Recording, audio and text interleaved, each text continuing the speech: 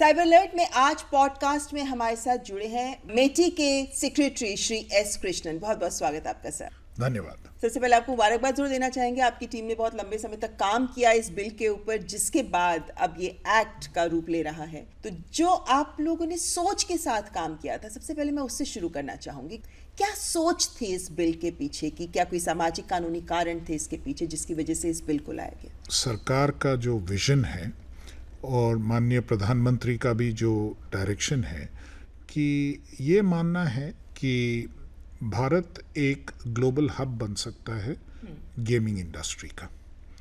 और gaming industry में जो क्रिएटिविटी आती है, जो AVGC कहलाती है, जिसको बढ़ावा देना चाहते हैं, वो सरकार का एक क्लियर ऑब्जेक्टिव है। भारत सरकार उसको प्रोत्साहन देना चाहती है, उसको बढ़ावा देना चाहती है।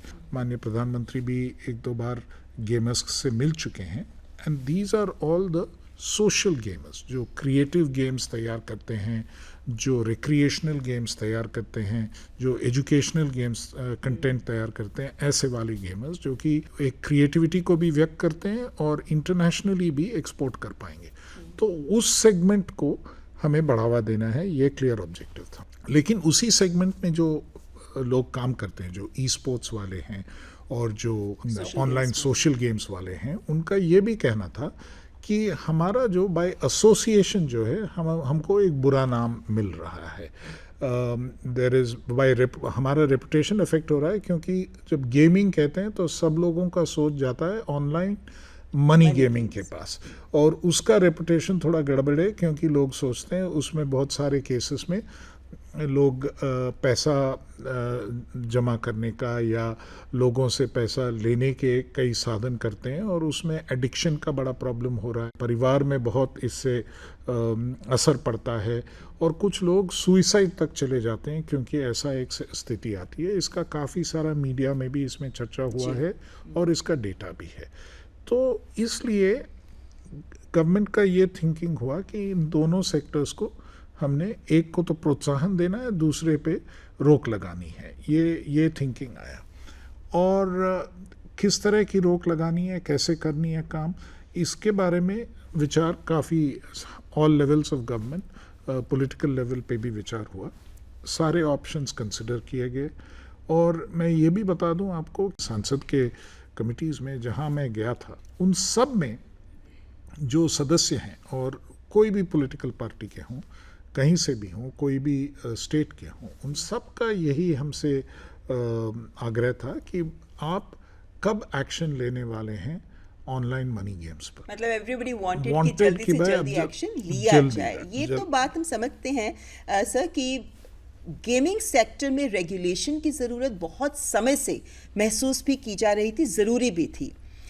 लेकिन जिस तरीके का इस पर व्यापक प्रभाव पड़ रहा है इस सेक्टर का, आफ्टर ऑल हम ये कहते हैं कि 59 करोड़ हमारे यहाँ के लोग हैं जो खेलते हैं, तो ये जो व्यापक प्रभाव पड़ रहा है, इसको देखकर ये बात महसूस की जा रही थी कि क्या ये बिल बहुत जल्दी में लेकर आया गया। देखिए, ऐसी बात इसमें ऐसा है कि आपको याद होगा अप्रैल 2023 में IT रूल्स बदले गए, जिसमें कि सेल्फ रेगुलेटरी बॉडीज एस्टैब्लिश करने की बात की गई थी। और अगर सरकार ये एस्टैब्लिश नहीं करती हैं, या जब तक at least 3 self regulatory bodies establish नहीं होती हैं, तो ये जो नियम बनाए गए हैं ये ऑपरेशन में नहीं आएंगे। जब मैं इस मंत्रालय में आया, तब से ये गेमिंग इंडस्ट्री वाले हमारे पास आए कि इस पे क्या करने वाले हैं, कब कार्रवाई होने वाली है।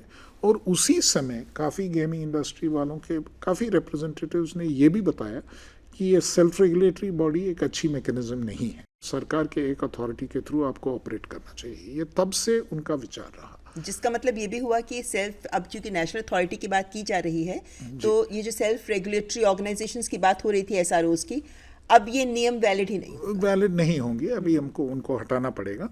तो ये कहना कि सरकार ने दूसरे तरफ से नियम, मतलब दूसरे तरफ से उनका रवैया था और उन्होंने बदल के इस तरफ आ गए, ये कहना सही नहीं होगा, क्योंकि ये साफ था कि सरकार कुछ करने वाली है। सबको मालूम था कि इस पे कोई कार्रवाई होने वाली है, सबके राय लिए गए थे और फाइनली सरकार ने एक डिसीजन निर्णय लिया। सरकार ने निर्णय लिया, सोच समझ कर निर्णय लिया, वो बात तो ठीक है, लेकिन वो जो एक ऑनलाइन गेम्स को लेकर जो एक सोच हमेशा रहती है ना कि ये बाय चांस, ये चांस बेस्ड गेम्स हैं, ये स्किल बेस्ड गेम्स हैं, अब इस एक्ट से तो ये अंतर ही बिल्कुल हट गया। उस पर भी मुझे थोड़ा एक्सप्लेन करना ज़रूरी है। बेटिंग एंड गैम्बलिंग जो सब्जेक्ट है वो लिस्ट 2 में आता है, स्टेट लिस्ट में आता है। बेटिंग एंड गैम्बलिंग उनका सब्जेक्ट होता है। और जब भी ऐसे गेम्स को रेगुलेशन की बात आती है, अगर स्टेट्स वो करती हैं तो ये सब कंपनीज जाके कोर्ट में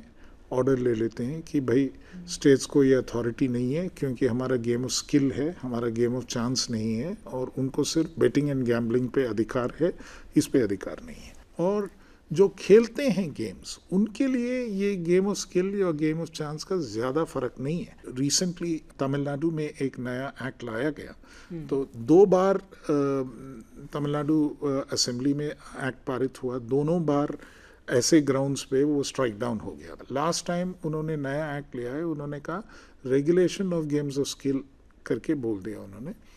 तो फिर हाई कोर्ट ने अपने जजमेंट में ये बोला कि अगर आप गेम ऑफ स्किल को रेगुलेट करना चाहते हैं तो आप इंट्रा स्टेट, दैट इज राज्य के अंदर जो ट्रेड और कॉमर्स होता है उसका रेगुलेशन का पावर आपके पास है।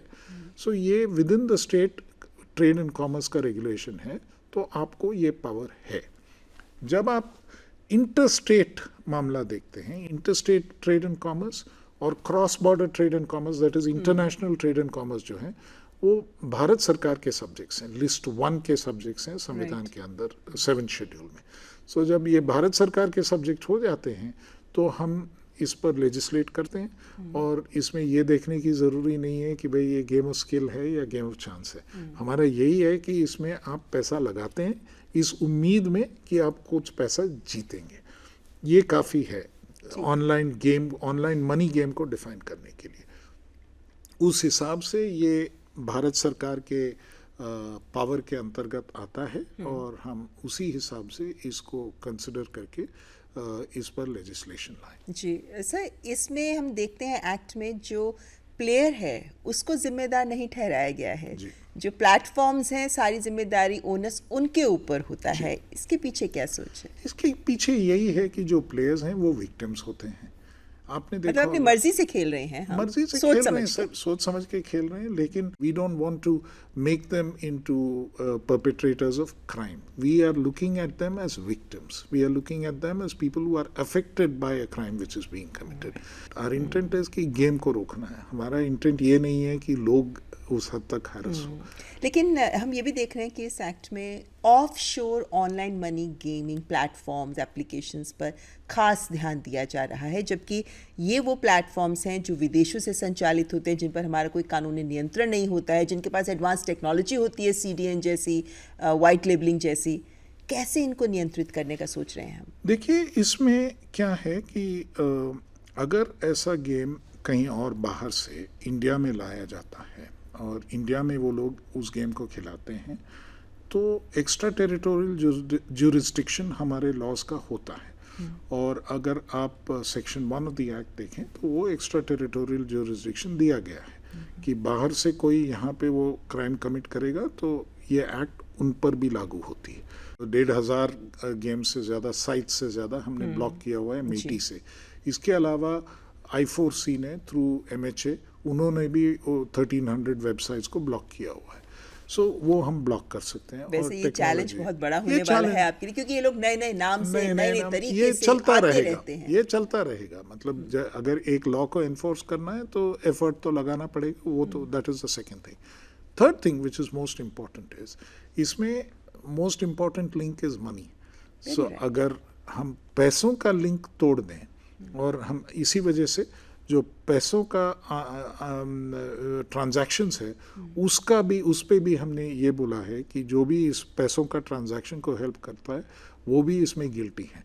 तो अगर हम पैसों का ट्रांजैक्शन को तोड़ सकते हैं और वो पूरा डिजिटल मीन्स से ही होता है, so that is a way in which we can break into it. So that is why the act has been thought out and brought up in that way so that we have multiple ways in which we can actually enforce it. मेटी की तरफ से अब structural reforms को लेकर भी क्या कुछ कदम उठाए जा सकते हैं? Again, there are 2 or 3 things which need to be done, and I think I really compliment all the providers. उन्होंने कहा है देश के कानून के मुताबिक ही हम जो भी करेंगे वो उसी हिसाब से हम करेंगे. ये भी उन्होंने रिक्वेस्ट किया है कि एक छोटा सा ट्रांजिशन पीरियड दीजिए और जिसमें कि हम जो है जिन से हमारा पैसा आया है उनको हम लौटा पाएँ. तो उसके लिए हमारी बातचीत चल रही है उनसे कि कैसे इसको अनवाइंड करने का क्या क्या उनका रिक्वायरमेंट है और कैसे होगा. ये एक संदेह जरूर जताया जा रहा है कि जिस तरीके का ब्लैंकेट बैन लगा है उसके बाद इलीगल ऑनलाइन ऑफशोर प्लेटफॉर्म्स से जुड़ाव की भी कोशिश नजर आ सकती है. क्या हम इन चीजों के प्रति भी कदम उठाने को तैयार हैं? एकदम हम कदम उठाने के लिए तैयार हैं. पिछले 2-3 साल में ही हमारी कैपेसिटी काफ़ी बढ़ी है कि कहाँ कहाँ से ये इलीगल ट्रैफिक आ रहा है इसका एनालिसिस और बेहतर हम कर पा रहे हैं. हमारा जो हर एक गेटवे से जितना ट्रैफिक देश के अंदर आ रहा है वो डिपार्टमेंट ऑफ टेलीकॉम के माध्यम से हमें पता चल जाता है. उसको हम एनालाइज करके जो इलीगल है उस पर रोक लगाना हमारे लिए संभव है. इन्फोर्समेंट चैलेंजेस हमेशा रहते हैं, लेकिन जब जस्ट बिकॉज इन्फोर्समेंट चैलेंजेस है इसका मतलब ये नहीं है कि जो कानून ज़रूरी है उसको हम इम्प्लीमेंट नहीं करेंगे. सोशल मीडिया पर बाढ़ आई हुई है लोगों की प्रतिक्रियाओं की. बहुत से लोग नाराजगी जता रहे हैं, बहुत से लोग विरोध कर रहे हैं, बहुत से लोग इसको बहुत अच्छा कदम भी बता रहे हैं. हर तरीके के कमेंट्स तो सुनने को देखने को मिल रहे हैं. लेकिन सरकार की ओर से आप भी देशवासियों से क्या आह्वान करना चाहेंगे? मैं यही कहूँगा कि जैसे हमारे सोशल मीडिया कमेंट्स और हमने जो एनालिसिस किया है उससे पता चलता है कि करीब 50% लोग तो पॉजिटिव हैं कि ये सही निर्णय सरकार ने लिया. करीब 30 से ज़्यादा % लोग न्यूट्रल हैं, 34%.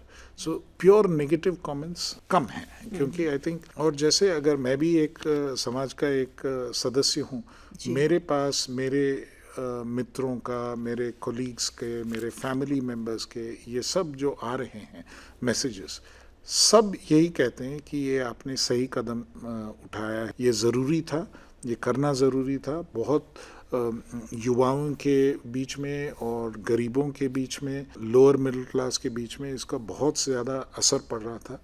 प्रैक्टिकली एवरीबडी, सबका कोई एक पर्सनल स्टोरी था. कोई उनका जानकार जो इस पर बहुत ज़्यादा पैसा खोया हो, कोई उनका जाना पहचाना आदमी जिस पे पैसा खोया हो, ऐसे कहानियाँ सबके पास थी.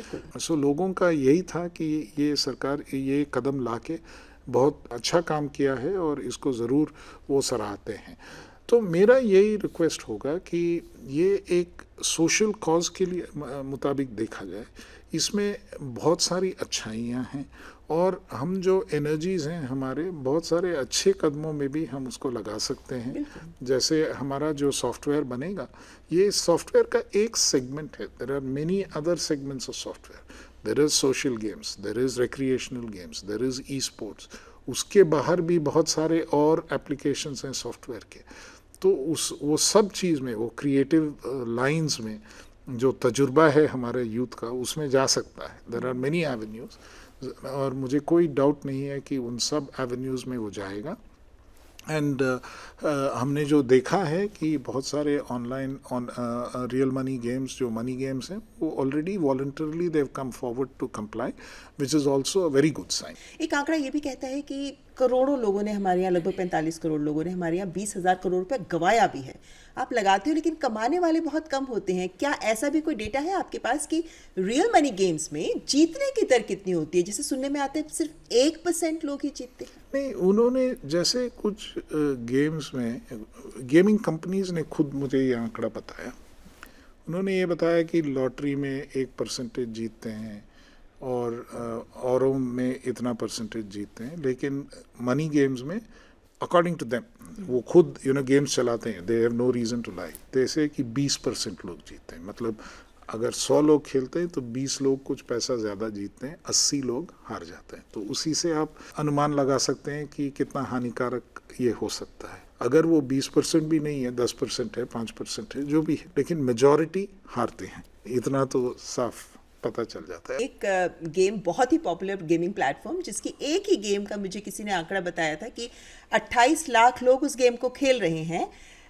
आप 49 रुपए ही लगा रहे हैं, लेकिन 28 लाख लोग 49 रुपए लगा रहे हैं, लेकिन प्राइजेस सिर्फ 10,000 हैं, जिसमें से जो 10,000वां प्राइस है वो सिर्फ 49 रुपए का ही है, यानी उसको अपनी लागत ही वापस मिल पाएगी, जिसका मतलब है कि बाकी लाखों लोग सिर्फ पैसा लगा रहे हैं लेकिन जीत नहीं रहे हैं। तो ये आंकड़े वाकई लगता है, सुनकर देखकर ही लगता है कि लोग कितना गवा रहे हैं। चलते चलते एक और बात, क्या कहीं आपको ये बात का भी एहसास हुआ कि इन ऑनलाइन गेमिंग प्लेटफॉर्म्स के माध्यम से एक भ्रामक संदेश दिया जा रहा था कि ये कमाई का जरिया है? बहुत लोगों को I think advertising and specially जब सेलिब्रिटीज इसको बढ़ावा देते हैं तो बहुत लोगों को ये लग रहा था कि this is a route for easy money, हम आसानी से हमको पैसा मिलने का मौका है। और ये सबसे ज़्यादा युवाओं के बीच में और जो एस्पिरेशनल होते हैं उनके बीच में ये काफ़ी ज़्यादा होता है। बहुत लोगों ने मुझे यही बताया, उनके घर पे जो काम करते हैं, कोई ड्राइवर का काम करते हैं, कोई और काम करते हैं, वो सब लोग इस पे पैसा लगाते रहते हैं, फ्री टाइम में पैसे लगाते हैं कि कुछ जीत जाएं, कुछ ज़्यादा मिलेगा तो आगे आगे ये अच्छा होगा। तो that is how it becomes addictive. तो इनिशियली तो अच्छा लगता है कि भाई कुछ जीत गए, तो इनिशियली ये भी हो सकता है कि कुछ जीतते रहें तो हमको लगता है कि और खेलें और खेलें और खेलने की और जीतने की उम्मीद रहती है। लेकिन इन दी and nobody wins against the house. I mean, ये तो even with casinos is well known. इस बिल पे काम करते वक्त क्या कोई ऐसा मोड़ भी आया था, कोई ऐसा पॉइंट भी आया था जिस पे बहुत दुविधा रही थी और जिस पर निर्णय लेते हुए बहुत ज़्यादा सोचना पड़ा कि इसमें किस दिशा में आगे बढ़ें? कोई ऐसा मोड़ था? देखिए, हम ऑफिशियली हमने अब जो ऑप्शंस हैं, 2-3 ऑप्शंस जो थे वो साफ हमने पॉलिटिकल एग्जीक्यूटिव के सामने रख दिया था कि ऐसे भी किया जा सकता है, ऐसे भी किया जा सकता है। सो 2-3 ऑप्शन पॉलिटिकल एग्जीक्यूटिव के माइंड में कोई डाउट नहीं था, उनका दे वर वेरी क्लियर, क्योंकि उनको सच्ची में इस देश में we are a democratic country and like I said, वो political executive is in touch with the people. उनको मालूम होता है, जैसे हम लोग सिविल सर्वेंट्स हैं, कुछ हद तक हमें मालूम रहता है कि लोगों का क्या है, लेकिन जो जाके वोट मांगने जाते हैं और जिनको वोट मिलती है उनको ज़्यादा मालूम होता है कि लोगों के बीच क्या इश्यू है। और सब ने and this I don't mean this party और दैट पार्टी, सब ने यही कहा कि इसमें प्रॉब्लम है, इसमें बहुत लोग अफेक्ट हो रहे हैं, तो ये जो आप कर रहे हो सही कर रहे हो। और बाद में जो कहा, और जब मंत्रीगण के लेवल पर जब ये डिसीजन हुआ, वो लोग भी साफ थे इसमें कि भाई ऐसा ही करना है, उसमें कोई डिफरेंस ऑफ ओपिनियन नहीं जी। तो यानी समाज हित और देश हित में इस गेमिंग, ऑनलाइन गेमिंग एक्ट को लाया गया है। उम्मीद करते हैं कि जिस लक्ष्य के साथ सरकार इसको लेकर आई है हम उसे भी हासिल कर पाएँ, और ये जो वैश्विक गेमिंग हब बनाने का हमारा सपना है देश को, ये भी आने वाले वक्त में जल्द ही पूरा हो। सब कोशिश में लगे। बहुत बहुत धन्यवाद इस कृष्ण जी हमारे साथ जुड़े। धन्यवाद, थैंक यू।